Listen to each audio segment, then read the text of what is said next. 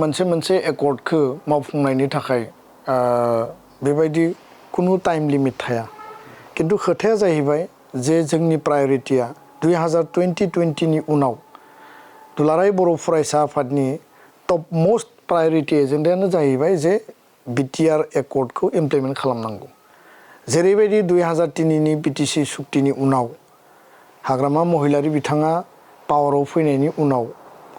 एबसुनि प्रेसाराथ' दङ जातीय संगठन आरो बे एकर्डखौ समर्थन होग्रा आफाद हिसाबै जिहेतु आन्दोलनखौ ज' खालामदोंमोन किन्तु बै समाव एबसुआ सहि होआखै एबसुआ मानो सहि होआखै बेफोरखौ दा पलिटिकेल मोनसे कुइसनबो खालामो खोथाया जाहैबाय जे एबसुआ एनादार टाइमनि थाखाय आलादा रायजोनि आन्दोलन खालामनांगौ बेखायनो सहि होआखैमोन आरो बै समाव बुझाबुझिनि गेजेरजोंनो जादोंमोन दा हाग्रामा महिलारिया माखासे एकर्डनि दफाखौ मावफुंबाय माखासेखौ मावफुङाखिसै माखासे आद्रा थाबाय जों लुबैयाखै आरो जोङो मोनसे वाचडग बायदि नोजोर होनानै प्रेसार बिल्डिं खालामनानै गणतान्त्रिक भाबै जोंनि आवाजखौ जोङो प्लेस खालामदों आर्गुमेन्ट प्लेस खालामदों इभेन जों बे लेभेलसिमबो बुंदों जे एकर्डआ टाइम बाउन्ड इमप्लिमेन्ट जायाबा एनादार टाइमनि थाखाय आन्दोलन जागोन आन्दोलना जाहैबाथ' सेपारेट स्टेटनि थाखायनो जागोन क्लियार काट बेयाव खुनु लाखोमानाय सिखोमानाय गैया दा जिहेतु मोनसे टाइम फ्रेम थायो दा बेखायनो जोंनि जि मोनसे कर्डियेल जि रिलेसन भारतनि प्रधानमन्त्रीखौ दाख्लै जोङो महोत्सवआव खाथियाव मोनबाय बिनि सिगाङाव बिथाङा माने 7 फेब्रुवारि 2020 आव एकर्डखौ वेलकाम खालामनायनि जि सेरेमनि बिथाङा बाहागो लादोंमोन जेराव 8-9 लाख बर' हारिनि आरो गुबुन हारि हारिसाफोरा बेयाव बाहागो लाफैदों बे मोनसे आलादा प्रग्राममोन दाखालिनिया मोनसे आलादा प्रग्राम गिबि मन्त्रि बिथांखौ जोङो जथेस्थ गुबुन लेयाराव जोङो प्रेसार बिल्डिं खालामनानै जोङो दिनै बाध्य'आव बेखिनिखौ मावनो हादों दा बेखायनो माखासे क्ल'जआ क्रिटिकेल माखासे क्ल'जआ इजि आरो बेखाय जि क्ल'जफोरा माने खोब बारा टेक्टिकेल नङा बा कनस्टिटिउसनेल एमेन्डमेन्टनि पर्यायनि जायफोर दफाफोरा माने नङा बेफोरखौ जोङो थाब मावफुंनो हादों किन्तु संबिधानिक भाबै बेयाव माने गोबां क्लियारेन्सनि गोनां जायो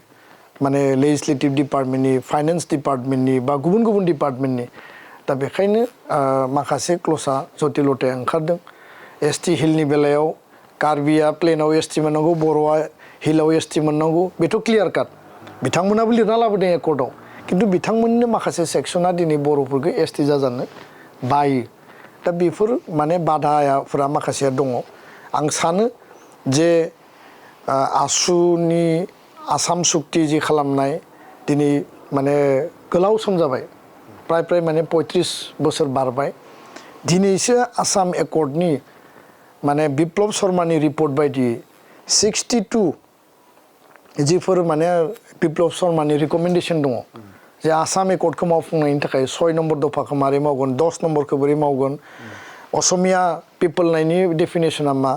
दिनैसो आसाम सरकारा 42टा रिकमेन्डेसनखौ फुल फेजेड मावफुंनायनि थाखाय बिथांमोना खामानि मावनो सिद्धान्त लादों व्हेरेस प्रफुल्ल महन्तआ माने गिबि इलेक्सनाव हितेश्वर शइकिया माने एकर्डनि उनाव माने सरकार सिमफायनानै फ्रेश इलेक्सन पार्टिनायनि उनाव प्रफुल्ल महन्त एकर्ड सिगनेटरिया आसुनि बै समनि आफादगिरिया माने मासि लादों 5 बोसोर सरकाराव बिथांमोना कमप्लिट खालामासै नेक्स्ट टार्माव हितेश्वर शइकिया फैबाय बिनि उनाव खेबसे आरो टार्म मोनबावबाय दा गावनि सरकार गावनो खालामनाय सुक्ति बिथांमोना बै टाइमाव मावफुङाखै कंग्रेसनि टाइम थांबाय तरुण गगैनि फैयै दिनै बिजेपिनि सरकाराव जायफोरा सिगनेटरि नङामोन जायफोरा माने बे एकर्डजों बारा डाइरेक्ट थोंजों लिंक गैयामोन आइडिअलजिया आलादा पलिटिकेल पार्टी जातीय आफाद किन्तु दिनै डक्टर हिमन्त बिश्व शर्मानि सरकारा आसाम सुक्तिनि माने A to Z बिथांमोना मावफुंनो थाखाय दारिकमा मावफुंनो थाखाय दिनै इनिसिएटिभ लादों दा बेखायनो जोङो नागाराखै नागारनायनि बाथ्रा गैया आसाम एकर्डआ जि डिले जादों बे डिले जानायखौ जों लुबैया जोंनि एकर्डआ टाइम बाउन्ड इमप्लिमेन्ट जानांगौ बेखौ लानानैसो जोङो फकास पइन्टआव खामानि मावदों आरो जोंहा बेयाव इसेबो माने मेंनाय आरो जिरायनाय गैया एकर्डआ इमप्लिमेन्ट जानांगोन आरो बिनि थाखाय सरकारखौ नारसिननायनि बेलायाव एबसुनाय माहारियारि आफादा जोङो थोंजोङै गोख्रोङै हाबा मावलांगोन